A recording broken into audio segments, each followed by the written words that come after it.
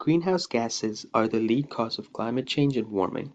In specific carbon dioxide, reduction of net CO2 emission is necessary to limit short-term climate change and long-term warming.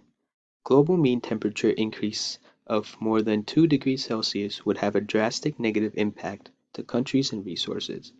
To keep the temperature increase less than 2 degrees Celsius, a substantial reduction in net global CO2 emission before 2040 is required. Immense effort of climate change mitigation can be seen by the Republic of Singapore, which is a sovereign island city-state located in Southeast Asia.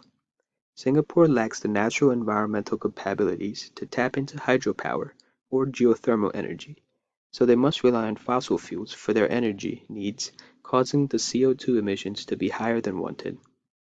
To combat this problem, Singapore has moved towards using natural gas for electricity source, which is far more efficient, and their policy of not subsidizing energy costs provides an incentive for energy consumers to be more efficient. Singapore has also invested time and money into research for clean and renewable energy to decrease the use of fossil fuels.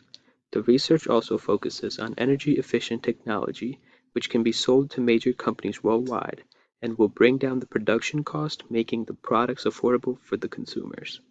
At a global level, Singapore has been involved in the Bali Roadmap adopted by the international community in 2007.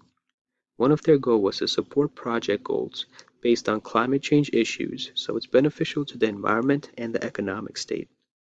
The new policies will have a somewhat negative effect on the communities at first, but the cost of energy and products will increase slightly to take account for the renewable energy cost. In the long term, the impact will be greatly positive because it would prevent health issues, migration of diseases through mosquitoes due to warming. It will also save possible migration due to sea level rise and lower extreme storm surge. There is no solution for the increasing prices, but the lowering of CO2 emission is possible if majority of the countries are ready to get together and come up with a plan like the one Singapore has.